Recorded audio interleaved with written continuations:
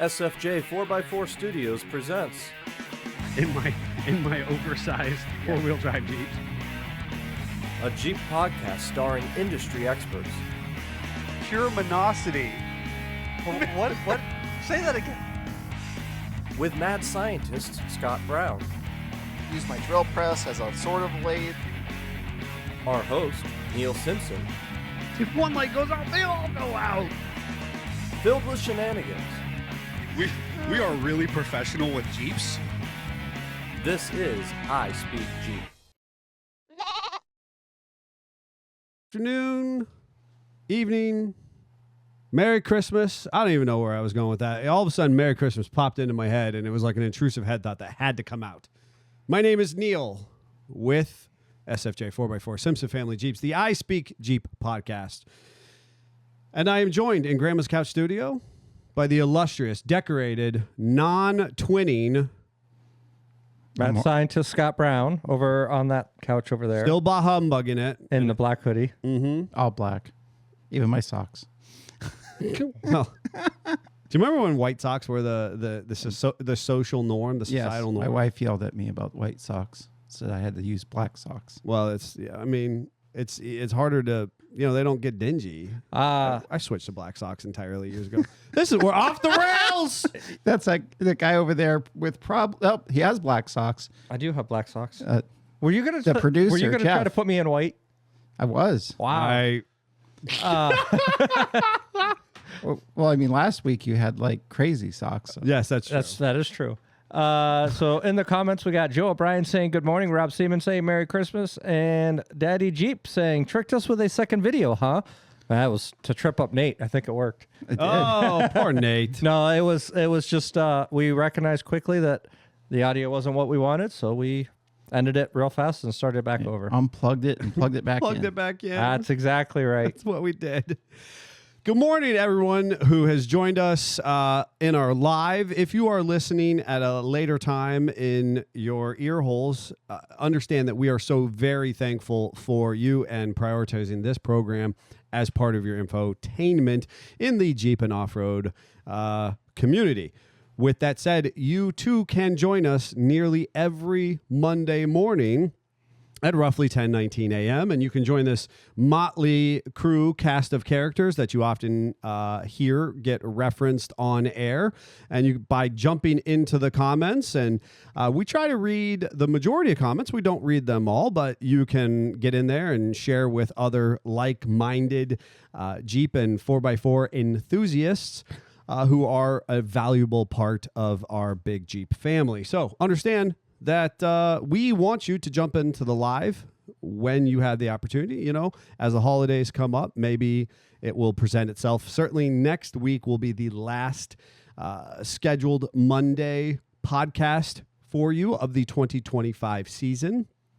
Obviously, if you like to hurt your eardrums, you understand that traditionally we do the progressive 12 days of Jeepmas. While I recognize that that's not an incredibly unique term, I do stand on principle that everybody is imitating us at this point. Including Jeep Mothership with their commercial, and they were lazy about it because they skipped a bunch, and they even sing that they skipped a bunch. Yeah. Which I employ their creativity in that, but we know you're listening. We do. We see you, Mothership. And I'm glad that imitation is the greatest form of flattery. Understand that through and through, and it's not just the Jeep Mothership; it's all the stuff out there. Once we start that trend, and I see it kind of regurgitate into other I do think aspects of the industry. Nate, who's not in, he was saying that he's created some of those songs, and he's using AI to do this. But he not only created an album of Christmas Jeep songs, but then he went and created a country version of that album. Yes. Then he went and created a rock or metal version of that album. And it's super fun to go through and listen to those. Yeah. And he has posted links on a couple of our different social platforms. And I encourage people to... He gives us a really good shout out in one of the songs. Yes. Towards the end of it, and it talks about getting a gift card from us and bringing the Jeep to us. It was really fun, though. I love it. And I think that, spreading that kind of Jeep love around the holidays is invaluable. Today, we're going to be talking about four-wheel drive systems. 4x4. 4B4. I know that last week was a bit tech heavy as well, but realistically, we kind of do love what we do when it comes to Jeeps, and that is what we're good with. Next week, we will be playing a game on air. We are playing a game on air, and to give you guys a sneak peek, because you don't even know yet. No. It is going to be a trivia format type game. Oh, good. So it's going to be totally made up. It's lies. The points won't matter, and Jeff is going to ruin us within the last 30 seconds of it. It gets even better, because at the end, the winner gets to come up with the random words for the Mad Gab story that the loser has to then read. Yeah, sounds how look Yeah. how I know how much you love the Mad you Gab. were though. gelling. I do love Mad Gab. That's why I did it. Scott's obviously gelling. He's excited. Yeah.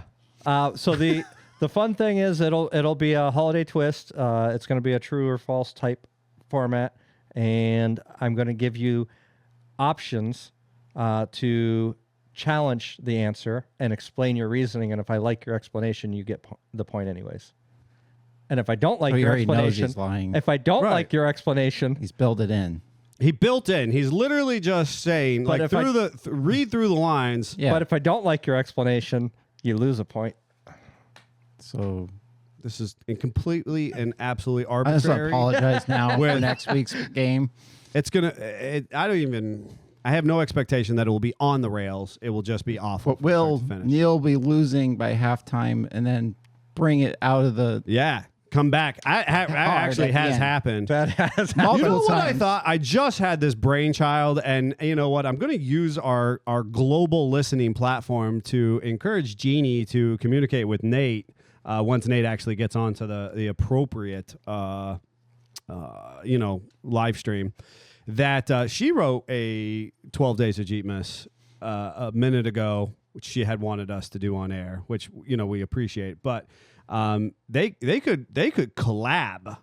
And she could get that script over to Nate. Yeah. And then I feel like if AI is smart enough, we could dub Jeffrey's voice. No. 'Cause Jeff was supposed to sing that. And they could dub Jeffrey's So voice. you're giving Jeff ideas because he hates singing. So if you can make the computer do it, I don't want would any part love of to it. hear things in Jeffrey's voice. I would. Maybe Arnold Schwarzenegger's voice as well. That would be fun. Get to the chopper. 12 Days of Christmas. All right. So. Oh, maybe I should make you guys read the Mad Gab in an accent. Whoa! Scott, what accents do you do? not money. But there's some. could you He didn't say none. He didn't say I don't do it. But could He you said- imagine being like, all right, Scott, your random accent is Irish. You got to read this with an Irish accent. That's your ancestry, Scott. You can I mean, employ your ancestry. I we think know it's- yours has to be Minnesota. I'm sorry, Iron Rock Off Road. I wonder if Iron Rock has good salads. Minnesotans are always known for their salads. Fruit salads, walnut salads. Got to have chocolate candy, marshmallows in it. Salad. We need to have that conversation. You know what? We were going to talk about 4x4 systems, but you know that part in the intro where I'm like, one light goes out, they all go out. So I had a strand of 300 lights this week. Now it's important for people to know again, my Christmas tree has to be cut down out of a field. It has to be drug through the snow or the muck. It's got to be precariously transported on top of a vehicle every single year. That's what's Christmas, Christmas to me. It needs to then get put up, and it randomly sits there for days. Unlike in your household, right? I don't care. It can randomly sit there for days, and we could decorate it on Christmas Day. I don't care. It's part of the process for us. And obviously, it's blue spruce, so the pine needles have to hurt you when you're decorating. And we have to put lights on every year. So I have 300 lights. I'm doing the lighting, and I moved it, and the lights went out in the middle of my 300 lights, which were already in part on the tree. That's when the wire cutters come out. It goes in the garbage, and I go to the store. Most people just find the bulb and change the bulb. I found the bulb. Okay. I couldn't find any spare bulbs. There you go. And I actually did take like a short strand, and I just tried to replace the bulb. Doesn't work. Didn't work. Wrong bulb type. Wrong bulb type. Yeah. Yep. So I took the electrodes and I'm just Hardwiring them together. hardwiring my lights together. It's going to be okay. Nope. It's So when his tree burns down, it's going to be okay. All right, Jeffrey, how do we start this off? so we're going to start off with simply asking, what does four-wheel drive mean to you? And we'll start with Scott. So four-wheel drive in the traditional sense is locked in when it's in, and all-wheel drive is not. Okay. So basically that means that all-wheel drive can slip and four-wheel drive cannot. Okay. He's looking at me with a blank stare. Yeah. It's a fascinating I was start to the trying to conversation. really make it simple, and they're not liking it. Yeah, your oversimplification leaves one wanting. Do you want to go next or you want me to go? You know what? I will take going last. Okay. Four-wheel drive to me means that you can go better in wet or snowy conditions, but it does not mean you can stop better. That's what I four-wheel have drive is. contention. All conditions, right? In inclement conditions. Inclement conditions. All right. Yeah. That's interesting. But how's that different from all-wheel drive? I didn't ask how it was different from all-wheel drive. Okay. I just asked what four-wheel drive means to you. Oh, okay. Okay. Scott just wanted to put an extra spin I on was it. just excited. All right. So, He's got all the gelin over there. oh gosh. Okay. So, So what's it mean to you? Overcomplication per the usual. Get ready for the internet haters to call me pedantic and hang on every last word that I have. The energy created at the power plant transferred through the transmission is redirected in a nature to drive axles, which then have the ability to transform the engine's created energy into forward or rearward direction at one of four tires at any moment. I like mine better. Yeah, no, I doubt. I don't doubt you do. But the issue here is when we talk about conceptualizing four-wheel drive, obviously us in this room and everybody, our primary listening audience is going to think about Jeeps, right? But tractor trailers, big rigs, have four-wheel drive when it is they can, some semi trucks that have dual rear axles, The cool ones. the cool ones, Yeah. can lock in their rear drive axles. Because the And- fronts aren't important in this situation. No, fronts don't matter in that situation. Unless you're really, really cool, and then you have a front axle too. Which is the coolest character, like a deuce and a half, But and at that point in time, you get realistically 8 wheels and tires that are driving. But at any point in time, four-wheel drive is energy created at the engine, can then appear at one of 4 drive tires. So this is a convoluted subject matter. I think it gets very confusing when you talk about one of 4 tires because it's four-wheel drive. So is it not all 4 tires getting power? What's the difference with when it's all-wheel drive getting power spread out on those tires? Here's a fun Yep. one. If you have all-wheel drive most of the time, because there's always going to be that one outlier, Caveat. you jack up one wheel on a hill, the car is going to kill you. It's going to run over you. If you have four-wheel drive and you jack up one tire, it doesn't care. Elaborate. So if you have a Subaru Yes. and you jack up one tire on a hill, the car will take off. It has to have all 4 paws on the ground to have park work because it will slip. So you pick up one tire, now that tire can turn. And therefore, the park does no longer hold. I've actually maybe done this once. And then if you have four-wheel drive in your Jeep, your cool Jeep, not your all-wheel drive Jeep, you put it in four-wheel drive and you jack up one tire, the front's going to hold you because it's locked in all 4 corners, which is why I picked that for my thing, because I remember a car coming at me I have to let the jack down really fast. I need everybody to know at home because I am desperately holding on to my intrusive head thoughts to not soundbite like Subaru. If you don't know, So you at just one do it point in anyways, time, right? Scott had the world's uncoolest Subaru, A Saab. which was at right at the end when Saab was being Everything. liquidated. Yeah, it was anything and everything. It was a salad. That looks like a you thought vehicle? AMC was bad. This was a salad. Yeah, thanks, GM. And yeah, it was right at the end when GM owned Saab, and they basically just bought a Subaru and rebadged it as Saab. But the cool part is it had leather, heated seats, cold weather package. It had 50,000 miles and it was cheap. I'm not gonna lie, it was kind of a cool looking car. I Yeah. do want to give that to you. Yeah. I do. But like nobody in the world can own something like that other than like mad scientist type character. Architects. Yeah. So, all right. God bless it. Just since we're off topic, anyways, in the comments, Michael says good morning. Bill McWilliams says hello. Joe O'Brien apparently kidnapped Nate. That's why Nate's not on. You shouldn't admit that on air. Just saying. Then Daddy Jeep is mentioning he did go comment on the other video. We got Jeannie saying she's going to try to get that over to him for the 12 days of Jeepmas.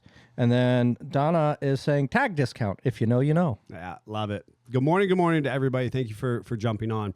So I can appreciate what you're saying as far as that degree of power distribution. Yes. You know, is It's only as good as how many tires they have on the ground when you're all-wheel drive. If you're four-wheel drive, it's kind of independent of each other. They're doing their own work because it's a 50-50 split of power.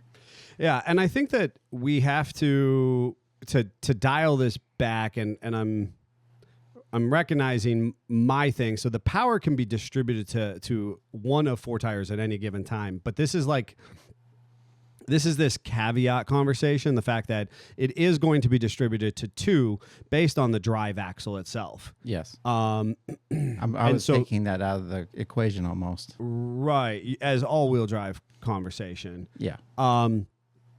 So the funny thing, and I feel like I have to lament on this, and we're going to have to break this down for people, dial it back to what it used to be to what it currently is. And because I recognize that there was a time when I was learning to drive, and of course I was interested in 4x4s, the traditional sense, trucks and Jeeps, and It's semis. not semis in this sense. And I remember some, at that time, some old timers being like, well, that's not 4-wheel drive.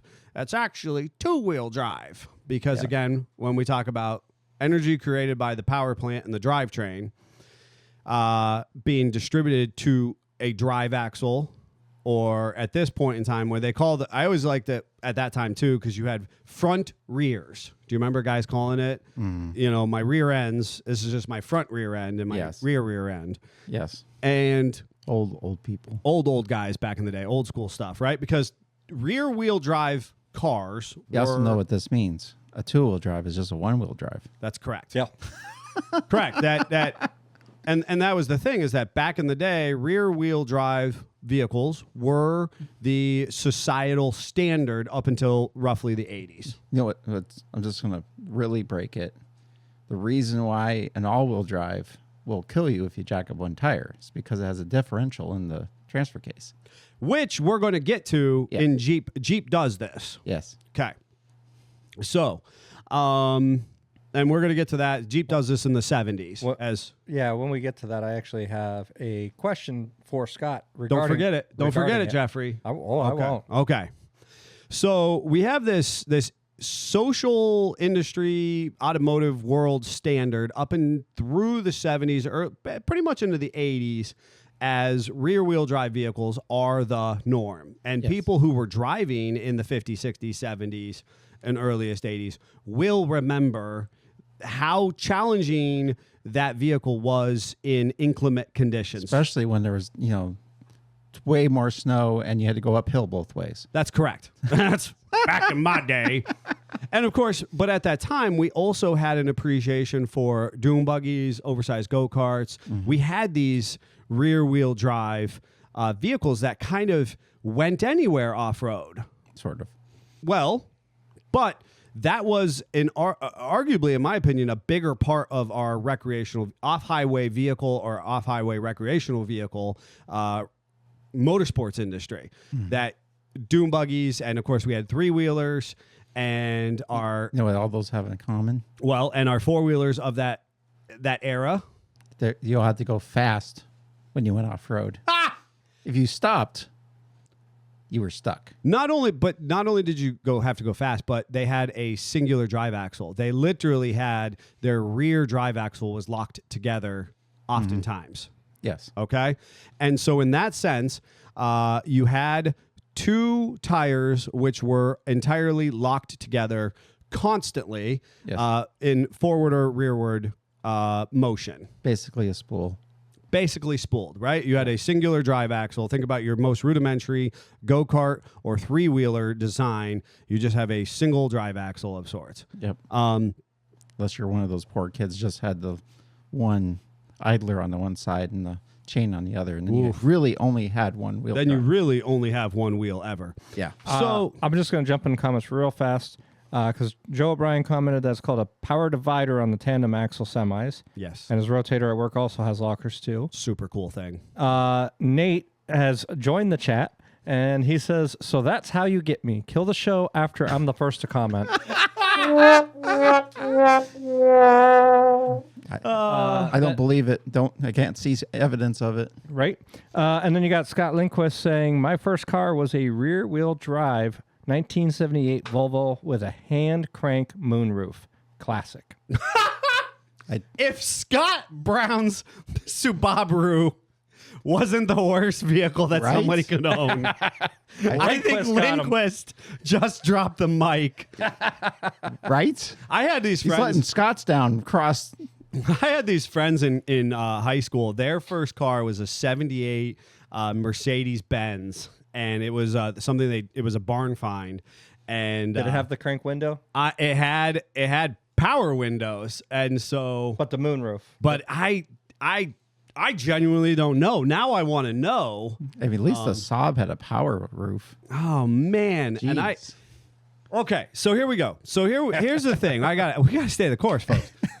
What's that mean? So rear wheel drive was applicable or functional for these vehicles, like Scott L's or like my friends the Melchers, or just this weekend I saw that somebody's winter vehicle, they had a 4-door some GM application out driving around in the schmutz of northeastern Ohio, and I was like, good for them. It's not a car that I've seen on the road in all season, all year. Yeah. And all of a sudden there's this, late 70s 4-door, and I'm like, what is that thing and what are they doing out with it? But the cars were heavier. And You put stuff in the trunk to make it heavier. you put yet. stuff in the trunk. It's like a pick 'em up truck, 2-wheel drive You pick got 'em your up truck. kids to jump up and down in the back seat. and you're stuck. Absolutely. You could put on some knobbier tires in the rear. And eventually, at some point in time, some form of traction aiding device, like a posi or a true track by today's standards, was added towards the later production of a lot of these vehicles. They weren't just open. So I know this is really off the rails, but it's too fun not to say. So there was an advertisement in the late 60s into the 70s for a Camaro. Mm-hmm. They had aerosol cans in the trunk that you could remotely activate that sprayed stuff on the rear tires to Yes. help get you traction. Made them stickier. Yes. But you also you ate through your tires because that same compound. Well, the girl that was not getting stuck didn't care in the ad. I'm sure. Anyway, Amy's in the comments saying, "I bet it was the Ambassador." oh, she saw an Ambassador yesterday in the snow. She was really sad. What color was it? Red. This was the Ambassador. That makes perfect sense because I was ugly as sin. It deserved to die. I felt it was Now, okay. There's uglier ones that deserve it more. But anyway, Okay. because we had to figure out what year it was last night. You know, brown. The Browns are conversation. so funny. All right, folks. Nate was so upset that you called him out on the comments that he sent us a screenshot proving he was the first to comment.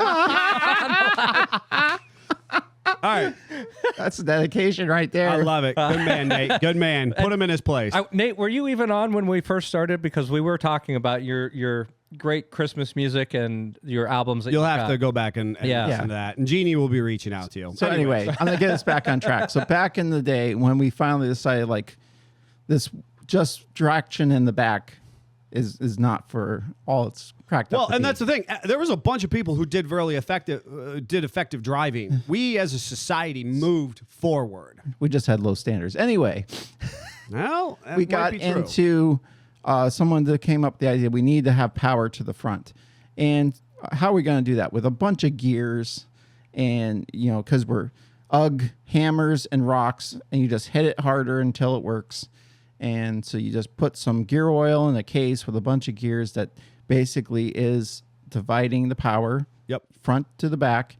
And you take your rear axle, and that's why they call them rears, and stuck it in the front and made it steer. Yes. And down in basic stuff. And you had your lever in the cab that was hard mounted to a rod that would shove the lever over in the transfer case to make that all happen. So it was Yes. very much, you know, back in the day with even some of our 70s CJs, you have to be like just slightly moving, hubs locked in, and just kind of push on the stick, and you kind of get this like moment where you can feel like, oh, there it is, and book, Everything goes in. engages. Yeah. Yeah. And it's important to note, you know, just being overly pedantic again, is that Jeep obviously originates a bit of this technology in the 40s, Yes. right? And at that point in time, it is as far as the front is concerned, when we touched a little bit on lockout hubs, in the military application, we have dry flanges, right? Yep. And I'm not going to get into that because that was last week's podcast.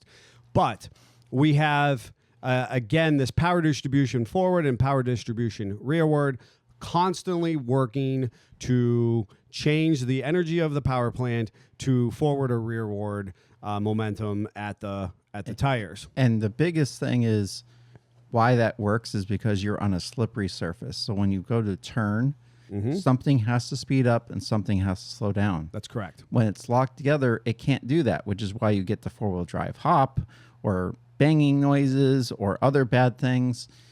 We've all done it at some point.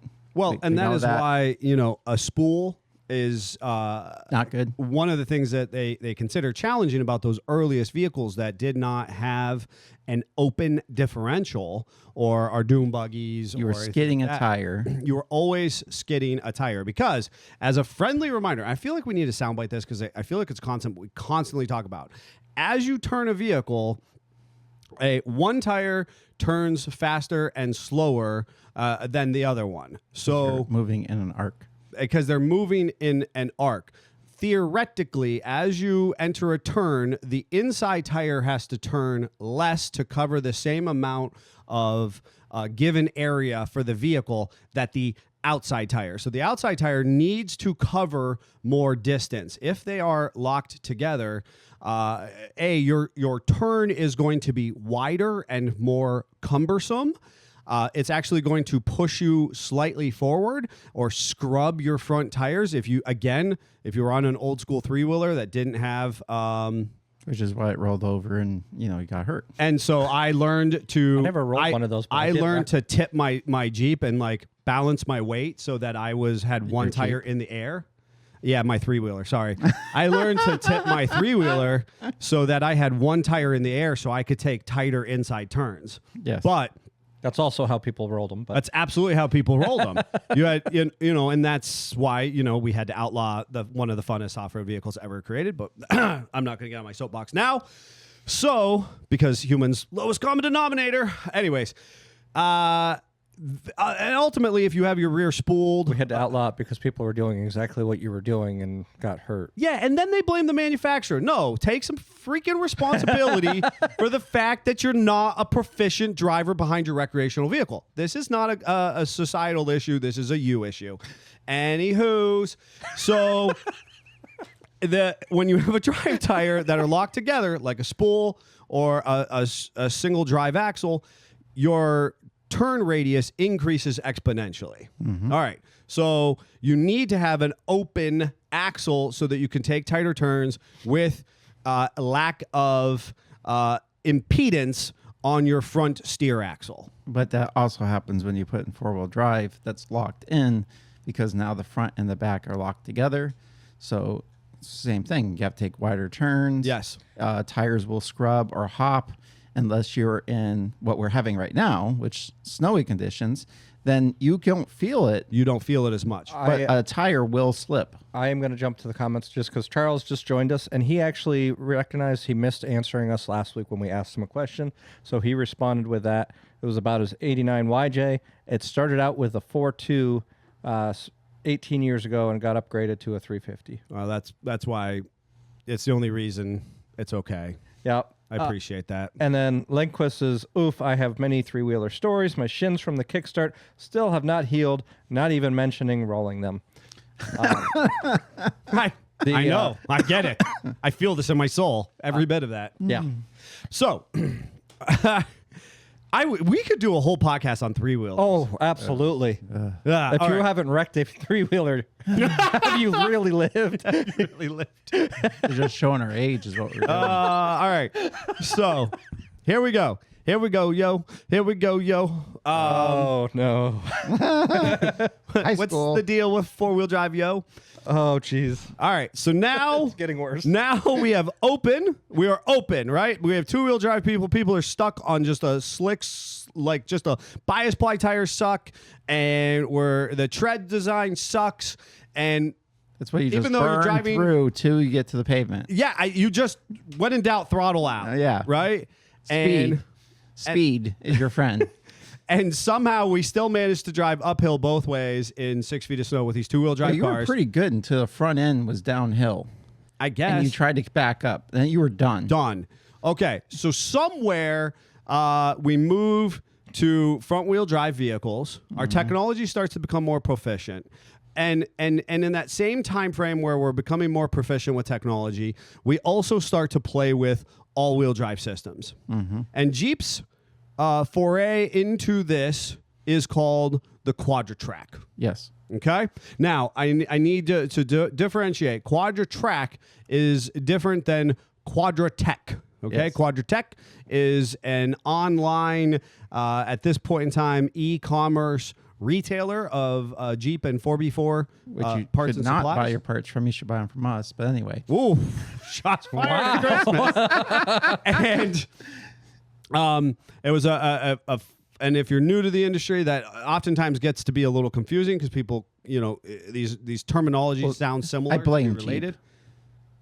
Because they've used, like, there's been Quadra-Track and then Quadra-Track 2. And then I think there I was don't like blame a Jeep. 4. I blame Quadra-Tech, No, but I I'm not mean- trying to get into that. I blame Jeep because it just made the name so convoluted and they've changed it 14 times. But anyway. The last piece is I am going to say that the technology that comes out in the Quadra-Track initially is the great grandpa of the current Quadra Drive system in our Grand Cherokees Sort of. to date, sort of. The idea. Correct. It was the idea. The concept lives 'Cause on. The mechanics is nowhere near the same. No, not even remotely close. That's what I'm saying. It's a great grandfather. Well, that's like saying that a JL is not derived from an M38 or an MB. They are. The mechanics aren't the same, but that's a great great grandpa. Anywho's. Michael's in the comments saying in late 80s, he drove a 77 Dodge Diplomat with a cone posi, sure grip, on the snow tires into the woods to recover a friend in his new 4x4 Ranger. Successful mission. That is how we got around. Now, So someone did that, and they said, what would be cool is if we made that into a actual four-wheel drive. And that is basically what Quadra-Track. That could not have happened in a better no. time. No. So, and it came out in 1973. primarily behind a Turbo 400 transmission, and they was their first like baby steps into a chain transfer case. And because of this, the chain is like 4 inches wide. like 4 inches wide. It's ridiculously wide. Because to that point was everything was hard gear driven. Yes. And change is hard for humans. And So we gotta go overkill. Then we got to go overkill because I mean we had these meshing of sprockets and gears before, Yeah. and now there's going to be a scary chain. And when I was saying no, I was talking about Michael's comment could not have come in a better transition because this is about Scott's going to expand upon. Yeah. So that is now how the power is derived to the front, and on top of that, they also made it. I swear, like the Spicer 18 guy came walking in with his cane and was like, well, if we're going to do a chain, then we got to put both outputs off to the side because, and they're like, fine, Charlie will do that for you. I blame Dana for not wanting to retool axles. Something. That's follow the money. I think it was just they didn't want to retool axles. They knew how to make axles, both offset. Anyway. Joe, we'll get to your comment here in just a few minutes. So now they have to divide the power so that it's not going to hop, skip, and bang because they want to make this all the time 4-wheel drive. So they go, well, how are we going to do this? Well, let's make it a posi, and it is actually a cone posi. You basically have a machined cone and basically a cup that fits into, and the friction of those together is what makes it not want to slip, but will slip. And that's why the oil was so important in the 73 to 79 Quadra-Track. And you'll hear people still to this day get on a soapbox about what the oil was, and there was magic in the oil, and there's literally people buying new old stock oil or shelved it away, that kind of stuff, because it had to have the special slip additive to help those cones not instantly destroy themselves. Right. And I even had people go as far as like machine the cones to make a new surface, and then they had the shim. Like you could go so far down the rabbit hole on this. It's not funny. Very complicated. On paper, works great. We've had people that told really outlandish stories about Quadra-Track. Yes. That they had those posies in the axles. Yes. Nope. It was locked from front to rear. Nope. Was nothing farther from the truth. Yes. Well, here's the thing, though. Later on in specifically the Grand Cherokee, we have a similar limited slip of sorts. We have a LSD function out of the transfer case. Yep. But they did it hydraulically. And we have hydraulic traction devices. Specifically in the front. In the differential. Yep. And so the misnomer is anytime that you are what I'm going to call an average enthusiast, and you could very much be in love with your Jeep, the Jeep brand. I say this with the most love and enthusiasm. At one time, Jeffrey was the Jeep guy in his group of personal acquaintances. Arguably still is. Yeah. And Yeah, it's got an Jeffrey's upgrade now. Jeffrey's understanding was still different than Scott's understanding about technical minutia. Absolutely. Right? Significantly. And so that is a normal human repetitive behavior. And of course, if your cousin, uncle, twice removed father-in-law character worked at the dealership as a salesman, as a lot attendant, as a whatever, he just knew bits and pieces, and he'd bring it home to his acquaintances, and he was the Jeep guy of some knowledge set. Man, you're calling me out because I was the dealer guy for a minute. I know, Jeffrey. We know. So speaking of the Quadra-Tracks and the Quadra-Track 2 and all of those, in the Grand Cherokee specifically, when I was selling them, they had what was considered the all-time four-wheel drive. Mm-hmm. What is all-time four-wheel drive versus all-wheel drive? And is there a difference? Yeah. So let me finish up my last point, and then I think we got to go to that. I'm with you. The contention is that as technology changes, the human understanding of it kind of doesn't change as significantly. Yeah. So the conversation that there was a friction cone in the early Quadratech systems, as the later models, that were similar enough, the human understanding just kind of grossly generalizes. It was magic. It was magic, but it grossly generalizes it, much like you're asking about all-wheel drive versus All-time four-wheel drive. all-time four-wheel drive. Now, there is, as we unpack this, I like to get into the conversation about words have power, words have meaning. And depending on each and every manufacturer, they may use a slightly different wording. And I've tried to get into this specifically with traction devices before, utilizing the umbrella terminology of limited slip differential. The term posi was actually a GM coined term, which was at first unique to their specific limited slip differential technology. Right, because the Sure Grip is a Mopar version. Correct. Yeah. And Sure Grip never caught on as much as posi as a universally accepted understanding. So, because I actually don't know, is POSI standing for positive engagement? Yes. Sure. I mean, it's posi traction. So posi track was and at this point, we're even got, like the comment, posi cone or posi clutch.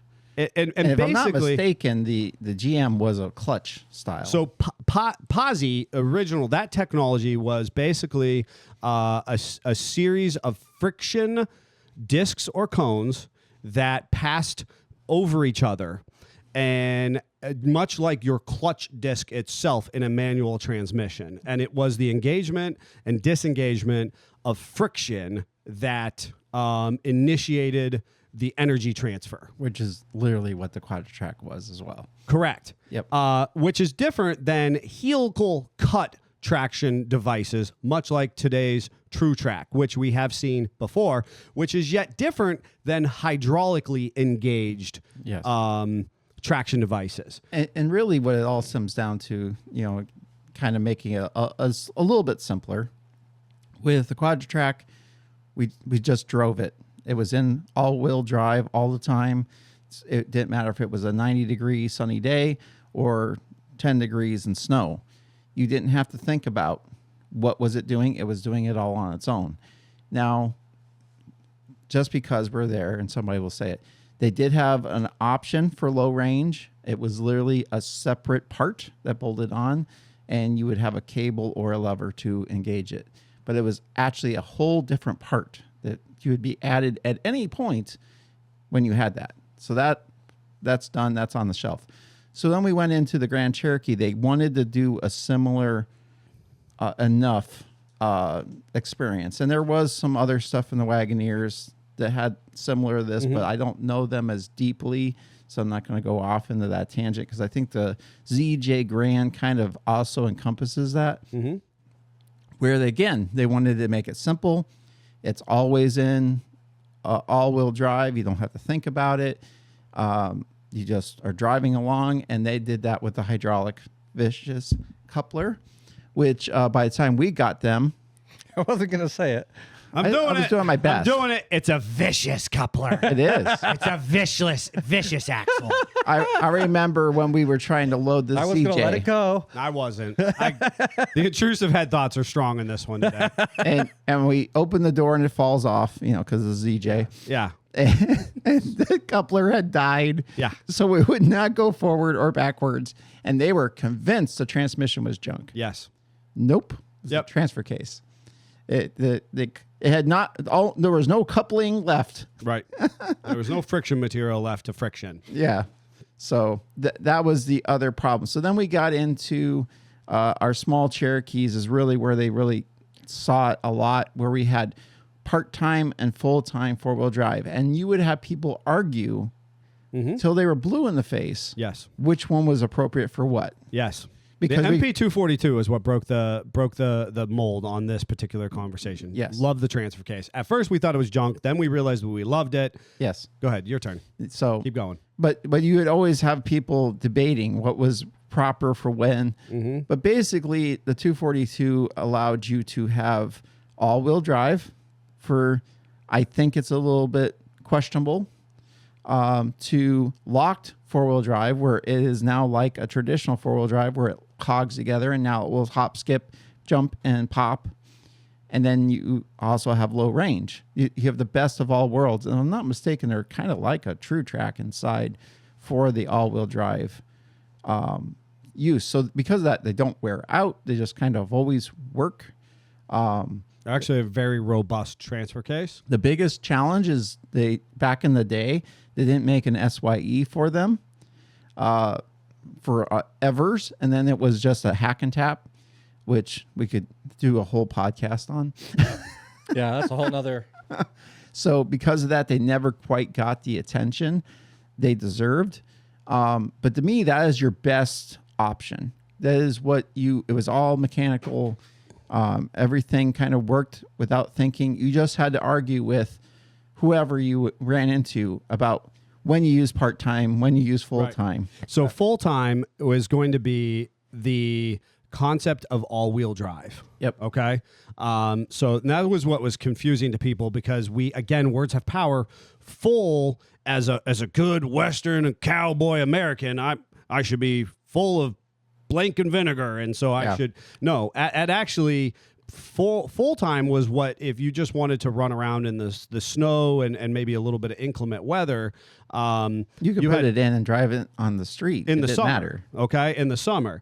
And part-time was actually, hey, I'm a little stuck and I'm going to go through a mud bog, but I want maybe high range. You're going to put it into part-time, which was confusing because you're like, well, this is when I really need four-wheel drive. Yeah. Again, that concept of four-wheel drive, that I've got equal energy distribution forward and rearward.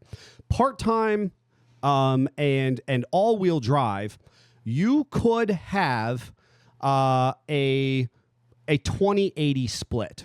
Mm-hmm. In theory, you could have a 90-10 split. Yep. And what's confusing about this, when I say that, folks, is the energy that is transferred, that comes from the drivetrain, that is then transferred to the axles, is not this 50-50 split. And in theory, in my overly complicated brain, understand it's never really 50-50, but it's darn near close. And of course, that's where this cone and friction device and in the transfer case magic is intended to happen, is to bring it in as close to 50-50 as possible. But all-wheel drive and full-time is this concept where you could have an 80-20 split, with 80% of the energy being transferred to the rear axle and only 10 or 20% transferred forward. Yep. Full-time four-wheel drive, or all-time four-wheel drive. Don't use that full-time. That's very confusing again.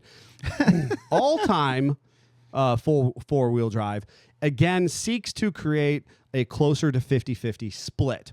Now, I want to address, in part, what Joe O'Brien is asking about, and how this is relevant to today's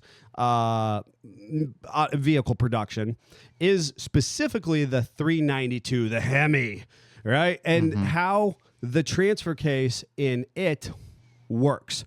It is going to be more of that MP242 full-time system, where it is intended to be constantly having a tug of war of energy distribution forwards and rearwards, so that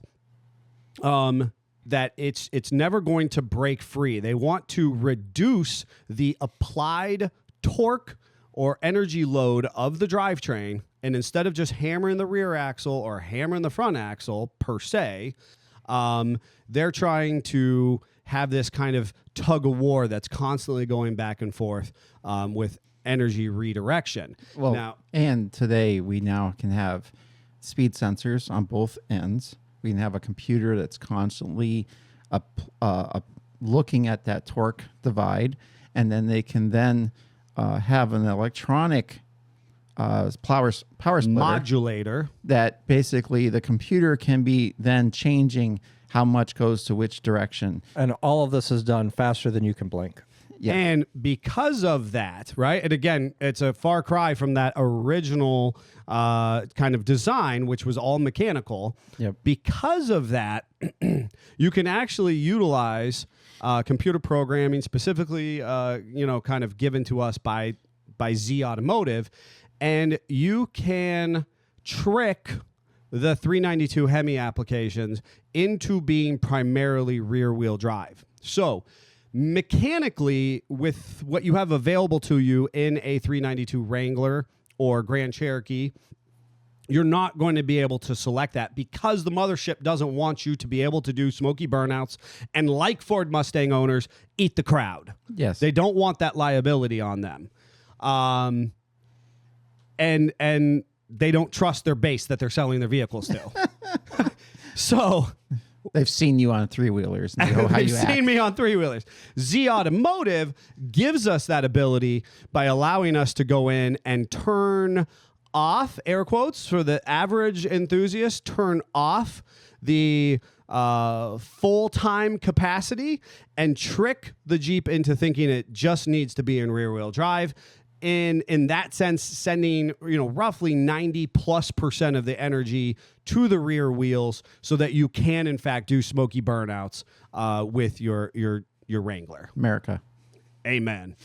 So to kind of elaborate upon that, we see this rise and fall of 4x4 technology through the 80s because now we've got front wheel drive cars. Yep. A lot of cool cars that were more horsepower inclined are moving to front wheel drive in some way, shape, or form. Blech.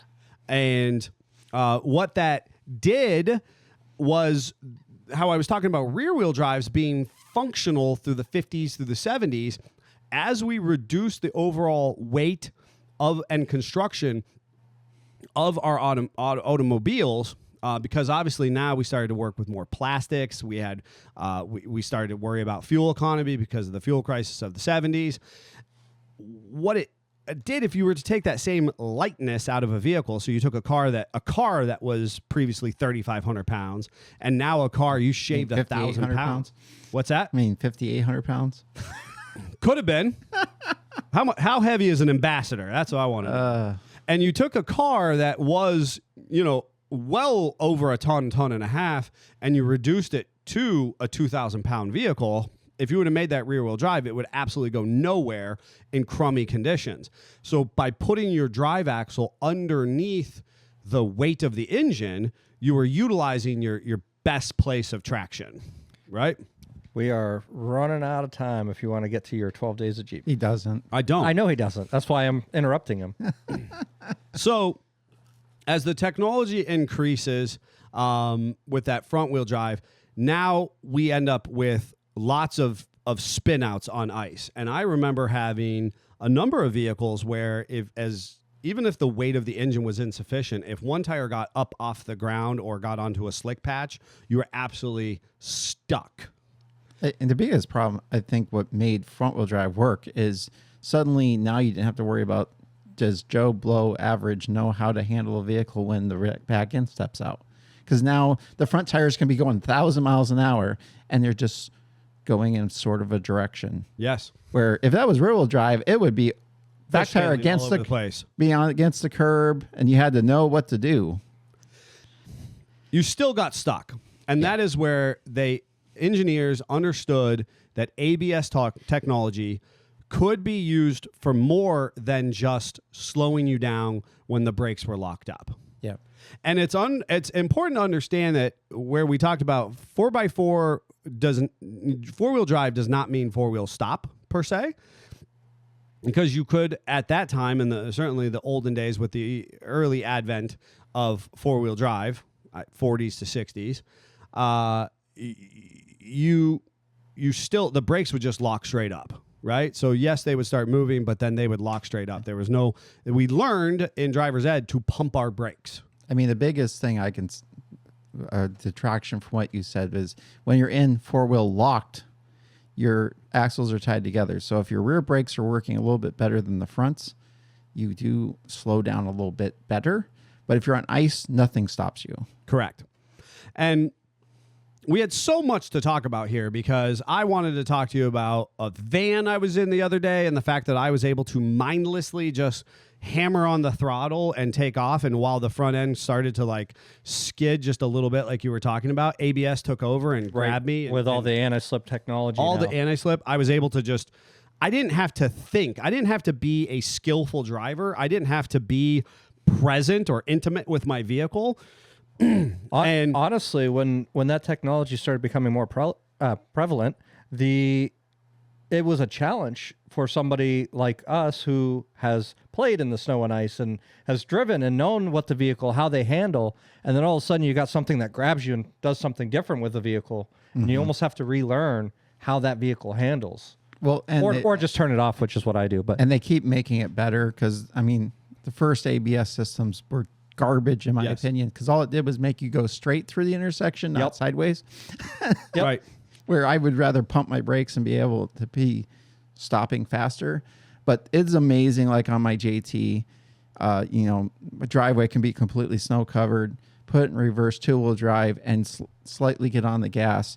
And because the ABS and the traction control will do its magic, I can back up pretty smooth in 2-wheel drive in a very bad situation. I agree entirely. And honestly, too, having all of that technology, having the fact that you have the confidence that it's going to drive well, drivers are going faster in these winter conditions. Which is not a good thing. Because you have more confidence, because you're not feeling the constant slip and slide like you used to. You're not feeling the slide on the brakes because your ABS is doing the work for you. So then when you do get into a slick situation, your vehicle is going too fast to be able to control it. Yeah. Yeah. So I guess as our PSA is that as we become, and not so much the Jeep community, honestly, because the Jeep community still takes a lot of pride on being very aware of how their Jeep works. Additionally, we have a lot of safeguards. I was involved in a very brief online interaction where somebody's shift indicator said service 4-wheel drive. I had to, just kind of appropriately reaffirm to them that actually is a secondary fault code, and that could be a multitude of issues. And actually, it is one that can clear on its own based on the computer needs to see and check all of these boxes to know to make those minute, instantaneous changes like we were talking about with the transfer case, with the ABS, with the shift indicator, and and so ultimately, Jeep is pretty good at it. But as a whole of society, and something my parents always told me, they weren't worried so much about me. They're worried about the other drivers on the road, the people who are absolutely negligent. And again, as I was in this minivan driving it, and I was like, man, I could totally be a distracted driver right now, and I don't have to be that aware. The vehicle, I can tell, is actually doing a lot of the work for me, but I can tell that because I'm me. And that gives you a false sense of confidence. Absolutely. Which is why we have Mustang drivers now. Wow. I really want to get close to ending on that. The piece I will encourage people is that if you have a new and or modern-esque vehicle, and of course, Jeannie is mentioning that, people encourage her to do a burnout, and, she goes, it's a Jeep. I can't do a burnout, Hemi. And she cranks the radio instead, which is cool. If you are stuck both in a front-wheel drive application or and arguably potentially in your Jeep, or if you do want to try to do a burnout in your Jeep, I suggest you take the traction control off. By pushing the button and allowing it to illuminate, you'll get the little squiggly line on the dash. That's when you know you're ready, because the squiggly line tells you you're ready for a burnout. Right. The squiggly line says you get to be a real driver again. Sort of. Because if you get too far, it will turn back on. You know what? That was what I was most disappointed about manual. When they said, well, it's an automatic and you're going to be able to shift it manually. No. I want to flog on that transmission. And they were like, no, we're going to put these safeguards. You could hurt it. So we're going to stop you at these parameters. Yeah. But realistically, traction control is not your friend when you're stuck big time. So you can use it at first because it will try and help you redirect that power via ABS modulation.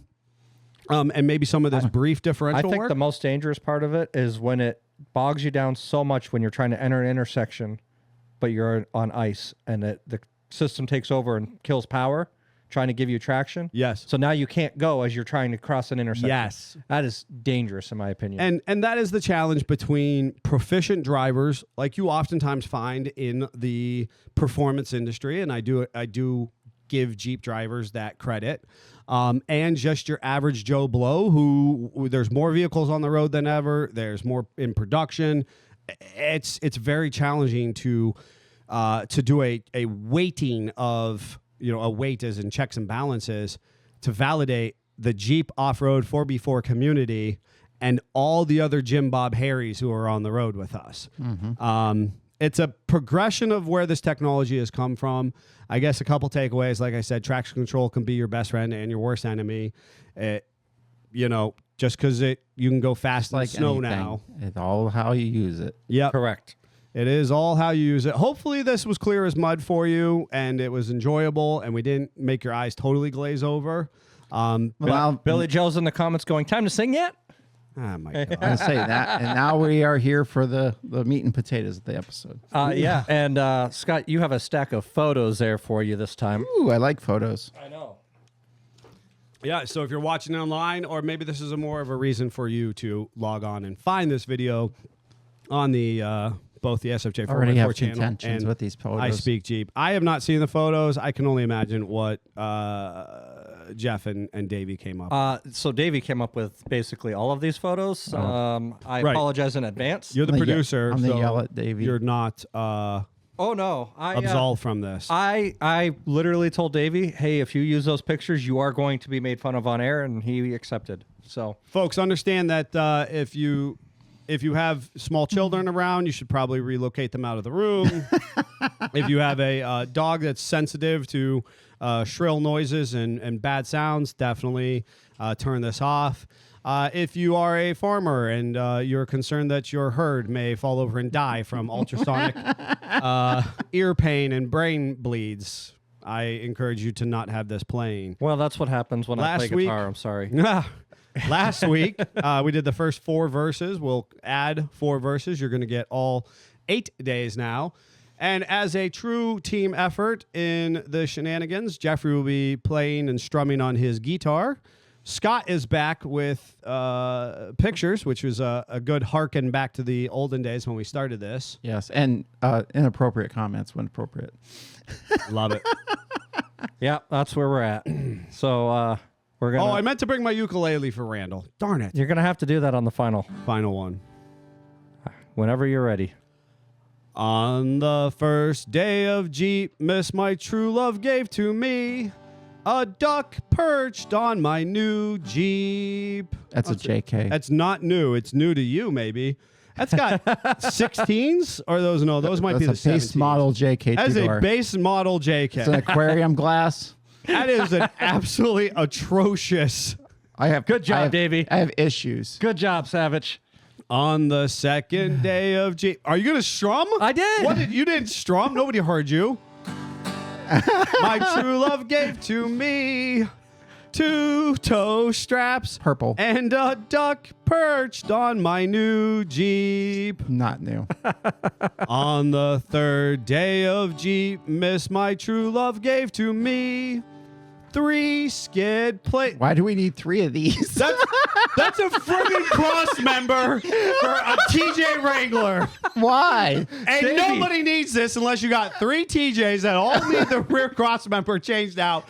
This is what happens when you let the videographer pick out the pictures.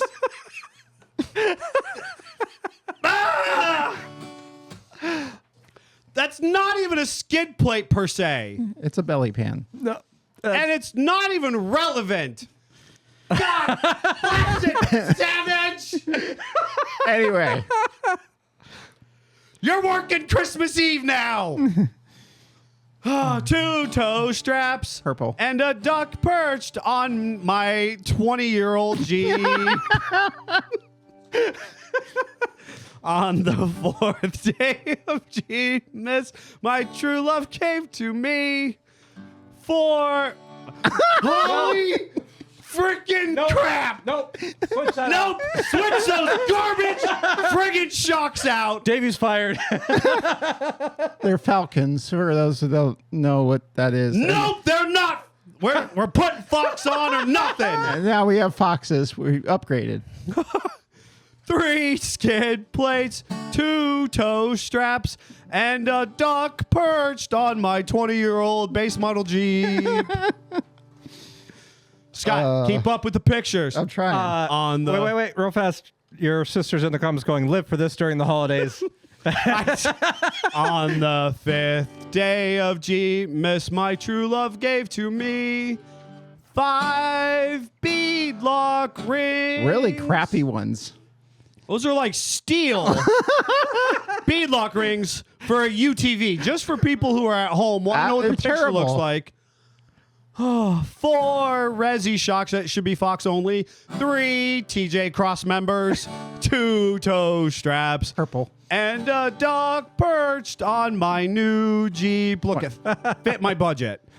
On the 6th day of Jeep, Miss My True Love gave to me 6 lights a glowing, They're KCs 5 beadlock rings, for my UTV. 4 Resi shocks, Foxes. 3 skid plates, Belly 2 pants. toe straps, Purple. and a duck perched on my new Jeep. So bad. On the 7th day of Jeep, Miss My True Love gave to me Questions. 7 slots of fame. So we have JL. we have a JL grill with Marilyn Monroe in each slot. Why? I don't know. Santa baby. Okay. Anyway, back to our KCs. 6 lights are glowing. 5 beadlock rings. For your UTV. 4 Resi shocks. Foxes. 3 skid plates. 2 Belly pants. toe straps. Purple. And a duck perched on my new Jeep. I agree. It's a bit of a Mandela effect because I felt like we did beadlock rings before. We did. Jeff insists we didn't. Not for the 5. But I cry BS. But anyway. I know. Davey did too, and I went back We're and all researched having it. a Mandela effect. There's a glitch in the matrix. There's a Mitch in the glitch. There is. There's Darn a Mitch Mitch. in the matrix. I'm sorry, Mitches. I'm sorry, all the Mitches out there. At least I can support the fact that we have a full-size spare that's also beadlocked. Let's just say that. On my UTV. Because if you're using those on your Jeep, you've made your beadlocks. That's true. And you should not drive on the road with them. Here we go, folks. The last one you get for today. On the 8th day of Jeep, Miss My True Love gave to me 8 hours of wheeling, 7 slots of fame, Santa baby, 6 lights a glowing, KCs. 5 beadlock rings, Terrible beadlock rings. 4 Resi shocks, Foxes. 3 skid plates, Belly pants. 2 crappy purple straps, Nice straps. and duck perched on my 20-year-old base model JK Wrangler. Wow. Wow. Well, Off folks, the rails. next week you get all 12. And I'm certain that Savage will produce some more pictures for Scott. Oh, I already have them. I love it. All right, folks. We have Jeeps to work on. We are really excited. We turned out a bunch. We are working diligently to get all of our customer Jeeps home as soon as I'll be home for Christmas. Some of our Jeeps will. Some of them won't be. So tune in next week to find out which ones are leaving and which ones are not. Until next time, Jeep on. Jeep on. Jeep on.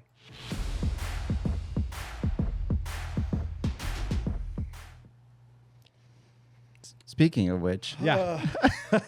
I spent most of the weekend fixing a roll bar for a Jeep to leave this week. Yeah, and we tremendously appreciate the huge Hail Mary on everybody's behalf to keep this business running high and strong through the holidays, because this has been an uncharacteristic year. Not complaining. No, things, the Jeeps have been great. The Logistics suck. logistics have been challenging. Obviously everybody's, feeling the pinch, especially as we get into the holidays and whatnot. So appreciate everybody's, kind of hunkered down with us in the process. And obviously you for making sure that customer's dreams come true.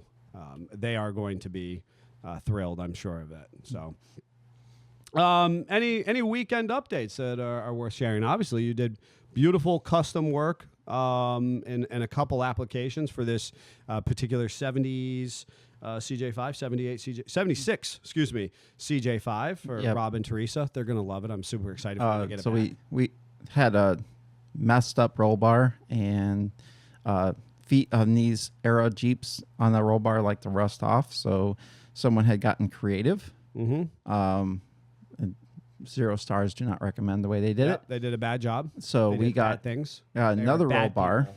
and I made from scratch 2 feet for them. And the problem is the roll bar looked gorgeous when we purchased it. It did, And then we sandblasted it. and then it didn't no more. Yeah, it's bad. So Did you have an opportunity to do anything else that you want to share with us? I know that. slept, Good.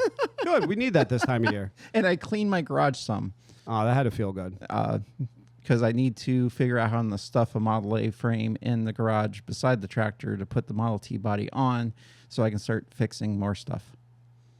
Do you remember when you already had a multitude of projects that... Okay. So I had my daughter's dance recital, which was spectacular. It's a phenomenal production, and we're so very thankful that she's in the dance company that she's in. But it opened Thursday night.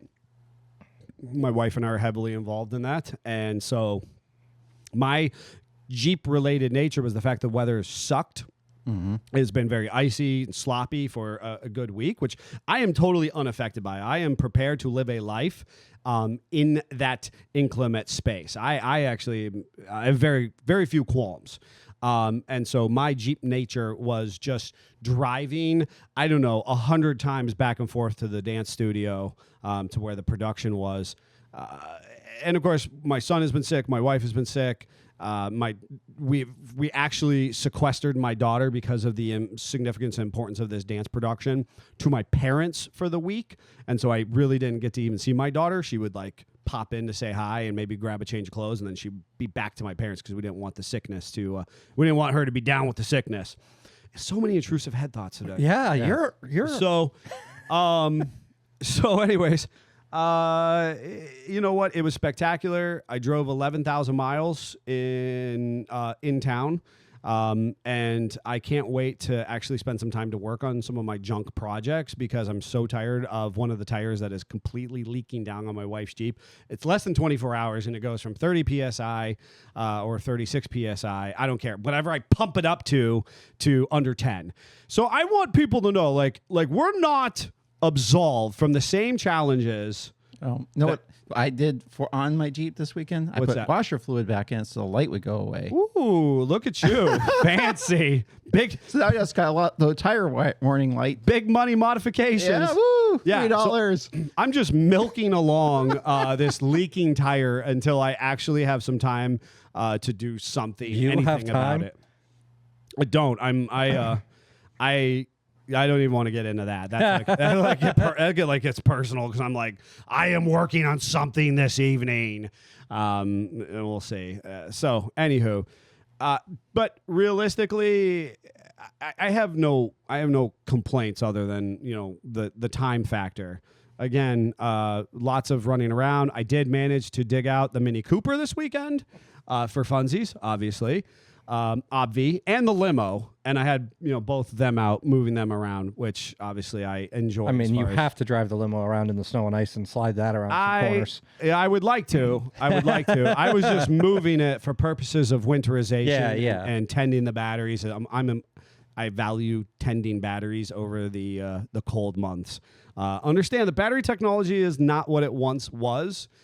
Fortunate that it was better than it started as, but honestly, it shifted in and around COVID, and batteries are more sensitive. They're sensitive than they've ever been, and they can die and depreciate faster, especially with the strong electric needs that we've ever had. So You mean you can't do the Jurassic Park things and just pull a battery out of a four-wheeler and start the Jeep? yeah, that kind of stuff. You know what I mean? Nope. So I know that's Scott's favorite scene from that movie. It's so irritating. I did manage to clean up some things and to move some things around and to have some of my vehicular interests out and about.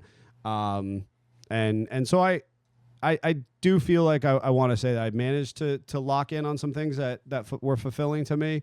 But it still was not like I didn't get to honestly, I tried doing a house project and I wanted to just have some tote storage. You know how we have these black and yellow 27-gallon totes? So I did this brief look and I was like, you know what?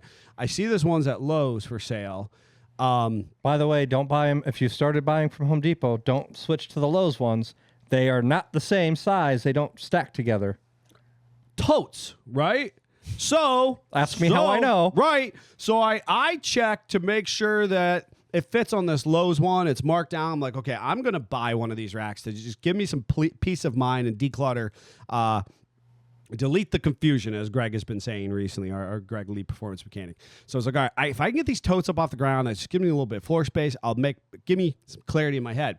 Well, I was doing a Walmart grocery shopping order, and I was like, you know what? I wonder if Walmart has these sheets, or shooting these shelves. And I was like, oh my gosh, they do. That's awesome. And it actually says it's made in the USA. I'm like, it's a blow mold product. My uncle he owns a blow mold factory. They could totally be making these stateside. I love it. It was the same price point as the Lowe's. I'm going to be able to use, my order. Everything's going to jive up perfectly. So I buy the shelf. I get all jazzed up. The specs appear to be similar enough in my little look. I grab the shelves. I run home. I'm feeling good. I'm going to do this 15-minute project out at my homestead build. I throw it together in the frigid cold. Wind's howling outside, but I'm feeling pretty good working inside. Put it together. I go to shove one of the Home Depot black and yellow 27-gallon totes onto it. Doesn't fit. Doesn't fit. Off by a half an inch. Off by a freaking half an inch. Yep. Mm-hmm. Yep. So, I don't know. I just, there was something else that did me dirty like that over the weekend as well, where I was like, I just wanted to do, it was a wire rack shelf. And we had one here that I disassembled. I thrown it into my hoarding nature of things. I took it home. I reorganized everything. I went to stick it up. It's like 48 inches long. And I was like, okay, it looks identical. It's like 1.5 inches too narrow for depth. So I put it on and it only hooks onto like the lengthwise runners. And I'm like, cool. I spent all this time and energy going in this one direction. So I feel like I need our customers to know it's not just them, it's us as well. Yep. My weekend was stay at home, got some cleaning done, watched some football, and worked on our game for next week. That was pretty much it. As a Steelers fan, the Bengals always disappoint me, and they lost to the Ravens, so yet again disappointed by the Bengals. The Bungles did a thing. It was a good weekend, and I think it's really important for folks as we go into this, time of year to recenter on what's important to them, and also not to overextend themselves. Joe had mentioned my wife needs a set of Mickeys. You're reading my mind, Joe.